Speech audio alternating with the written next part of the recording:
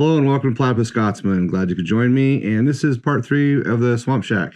Hope you enjoy it. And let's go.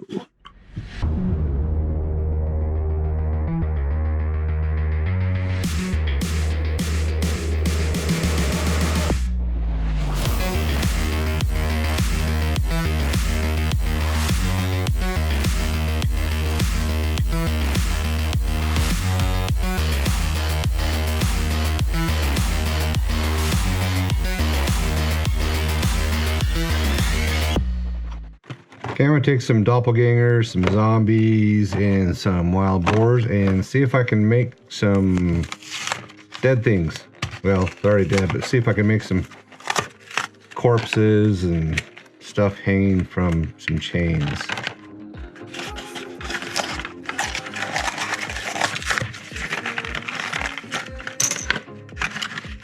Alright, I've been messing around with a bunch of different methods. I did this boar. I cut off both its back legs, took the hooves off the front, used a Dremel to kind of gut out a little bit of that part of it, like it had been gutted a little bit.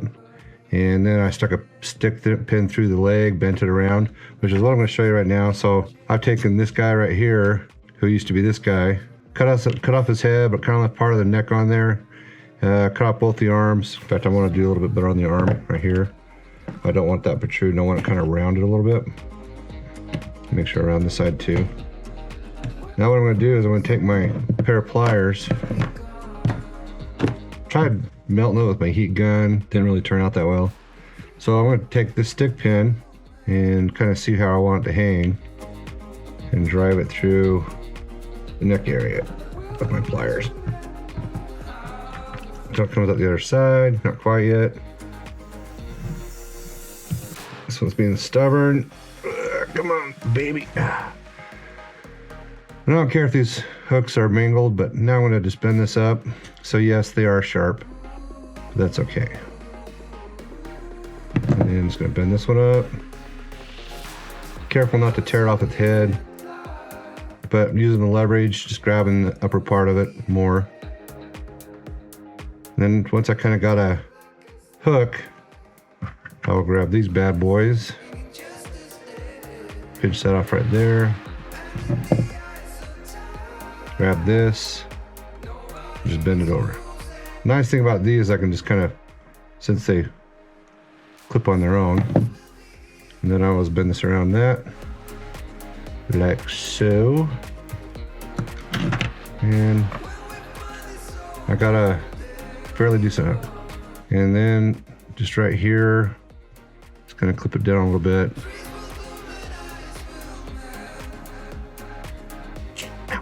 I think I want 5 of them is what I'm going to do. This is toilet paper and this is glue, white PVA glue and water.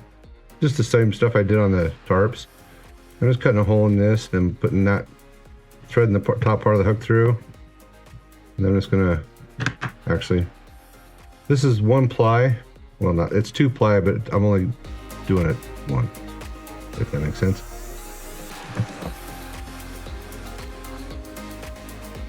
And right here, I'm just going to moisten the bottom. I'm keeping the top dry where my fingers are at.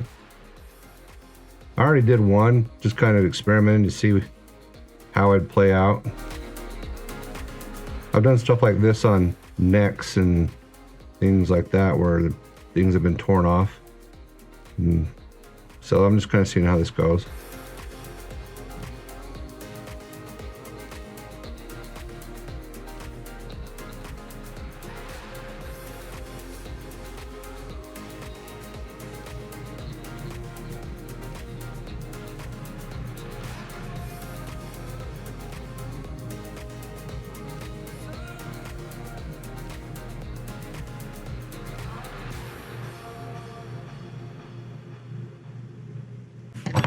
I do want part of the corpse showing, but not all of it, just to add to that creep factor, but also leave a little bit of mystery.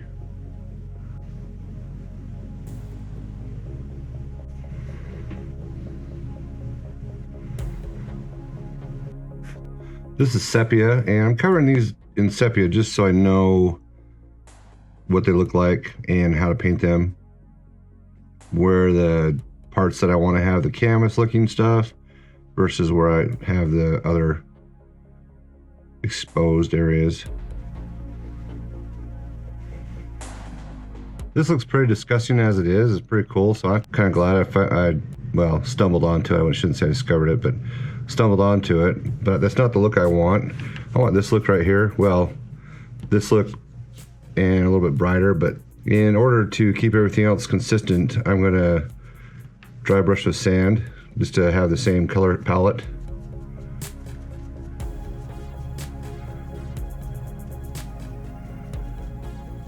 I should say sandstone. Where the cloth is kind of not supported, just put your thumb or something behind it when you dry brush.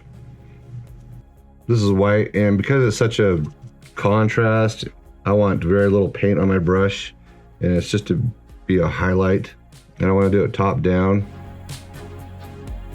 The goal is to still have most of the sandstone show through, but just to kind of bring it up a little bit so it appears to be lighter, but there's a transition between the two colors. I'm more apt to use dry brushing when it comes to terrain than I am dry brushing on miniatures.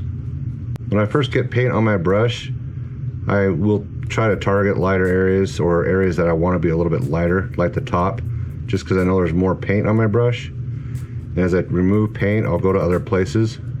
The idea behind this is to partially expose what's underneath, but not totally expose. So the viewer has a little bit of their imagination, can run wild. Imagination tends to be more powerful than just viewer show a viewer everything. This is Carroburg Crimson, and I'm just hitting the parts of the bodies or whatever, the corpses in here that are exposed.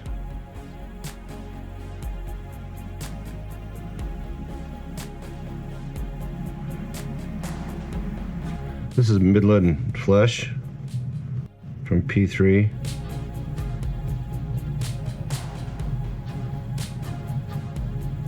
And all I'm doing now is kind of bringing some of it up. I don't care if it's perfect because these are obviously mutilated, but I kind of get the one. I don't want them to be pure bone, but I also want to bring them up a little bit just to kind of give that added creepiness again. Now I'm going to do Ren Flesh. I'm just going to do slight highlights with this one.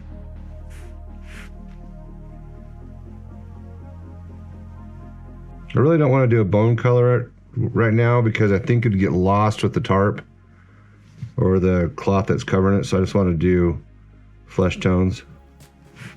This is Corn Red and Evil Sun Scarlet. What I'm doing now is I'm just going to go through and touch up some things like this. Just kind of give it a little bit more of a gore feel, but not go overly, won't go overboard. A lot of it, I'll put this red kind of in the seams and things like that, just to still show the pink of the flesh, but also show a little bit more blood or gore. In this case, just to drive the feel home. So what I'm doing now is I'm just hanging the finished product. I don't want all the chains full, and I'm just gonna, I want an odd number like I always say.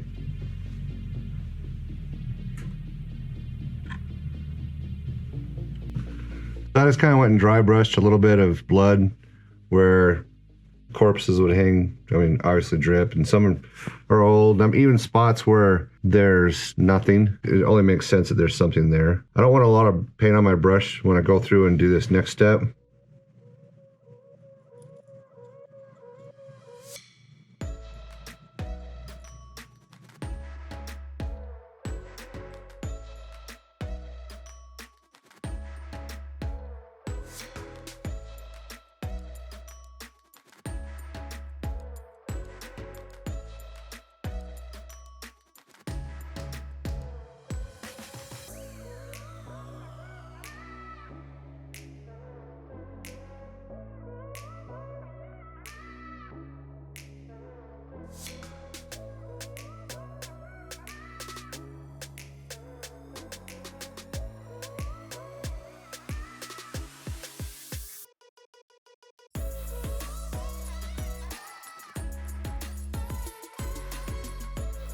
That concludes the 3-part tutorial for the Swamp Shack.